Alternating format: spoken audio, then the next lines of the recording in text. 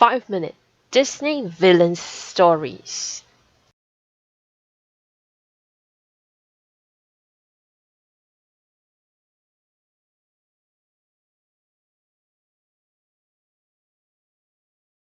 Disney, Peter Pan, The Curse of the Crow.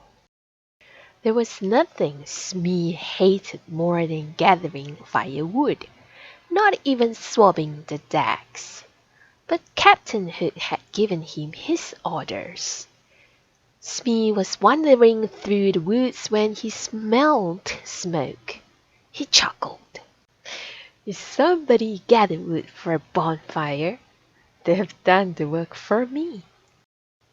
In a nearby clearing, Smee found Peter Pan, Tinker Bell, Wendy, John, and Michael sitting around a crackling fire. "Tell us a scary story, Wendy," Peter Pan said. A sly smile crossed Wendy's face. "Have you ever heard of the Curse of the Crow?" she asked. The boys shook their heads. "Long ago there lived a wise old crow," Wendy began. "Though he was wise, he envied the cleverness of people. Since he could not compete with them, he cursed them instead. There were 4 signs that you had been cursed," Wendy continued. "First, there would be bird tracks. Then set in the soap, and sudden fits of sneezing. But worst of all—" "What? What was worst?" the boys chorused. "A single black feather would appear on your pillow," Wendy said. "That meant that the crow had cursed you for life." Just then, a caw, caw, caw rang through the clearing. Everyone around the bonfire jumped. Smee, who was hiding in the bushes, was so scared that his knees started knocking together. He grabbed the nearest pile of twigs and skedaddled all the way back to the Jolly Roger. "Oh, Peter," Wendy said with a laugh, "that was a perfectly timed call, I should say." Peter grinned. He had noticed Smee hiding in the bushes and thought to give him a good scare. He was sure the pirate would be shaking for the rest of the night. "I'll put out the fire," Peter said, as it was getting close to bedtime. As he splashed a pail of water onto the bonfire, Peter had an idea. He beckoned to John and Tink. "I know how to teach that Smee a lesson once and for all," he began. "But first, we'll need a pine branch, some flowers, and all these soggy seed." Meanwhile, Smee had made it back to the Jolly Roger.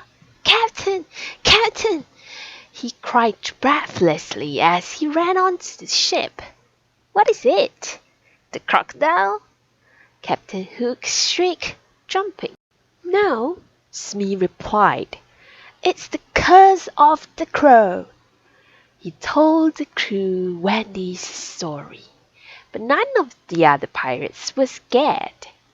"Why, there ain't never been a crow in Neverland," one of the pirates jeered.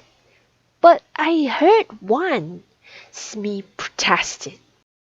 While Smee was telling the pirates Wendy's story, Peter Pan, Tink, and John snuck onto the Jolly Roger. Peter whispered, "Tink, you're up." Tink dipped a pine sprig into the pail of wet soot. Then she flew around the ship, leaving dirty marks that looked just like bird tracks. When Smee saw the marks, he gasped. "Bird tracks!" he exclaimed. It's the curse of the crow. But Captain Hook did not believe in the curse. He just saw a big mess. You call this ship shape? He bellowed at his crew. Sort the decks at once, or you walk the plank. Smee scrambled to add soap powder to pails of water. They'll see, he grumbled. The curse is real. Your turn, John, Peter whispered. Hurry. When Smee's back was turned, John dashed forward and sprinkled dirt into the pails. When the pirates started mopping the deck, they made the mess even worse. Oh, no! Smee moaned, hiding his eyes. The crow's curse is happening, just the way Wendy said it would. A cursed ship's not fit to sail, one of the pirates said. The only curse you have to worry about is from me if you don't clean this up, Captain Hook growled. Now think, Peter whispered. Tinkerbell grabbed a bunch of flowers and flew high into the air. Then she shook the flowers, sprinkling pollen all over the pirates. Nice clean soap turned black and murky as mud. One of the pirates said, Something strange is afoot. Yes, Hook muttered. Achoo! Sneezing, gasped Smee, the next stage of the crow's curse. But the pirates were sneezing so loudly that no one could even hear him. We are doomed! Smee howled between sneezes. Now see here, Captain Hook said when his sneezing fit finally died down. There is no curse of the crow. This is more like the work of a rascal. What do you mean, Captain? Smee asked. Peter Pan is trying to make fools of us all, Hook explained. Search the ship and seize that scoundrel. Aye, aye, Captain, the pirates yelled. That's our cue, Peter told the others. Away we go. Captain, look! Smee said in astonishment as he spotted two figures flying past the full moon. What did I tell you? Captain Hook gloated, pushing past Smee and making his way toward his cabin. I knew there would be an explanation for all this silliness. You were right, Captain, Smee said, breathing a sigh of relief.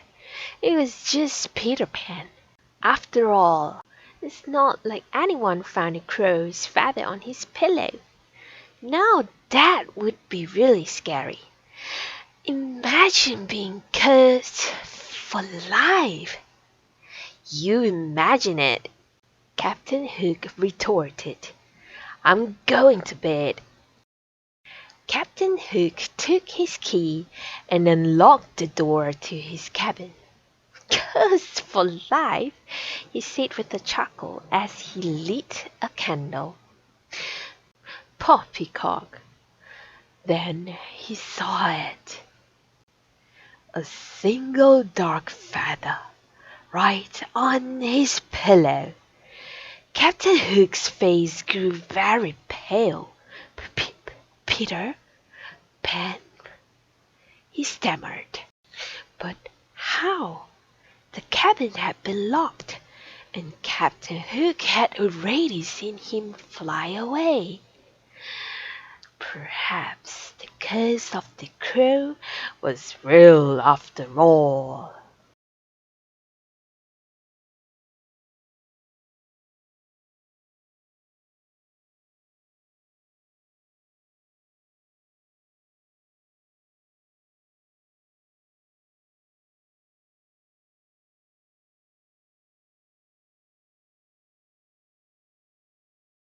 and skedaddled all the way back to the Jolly Roger.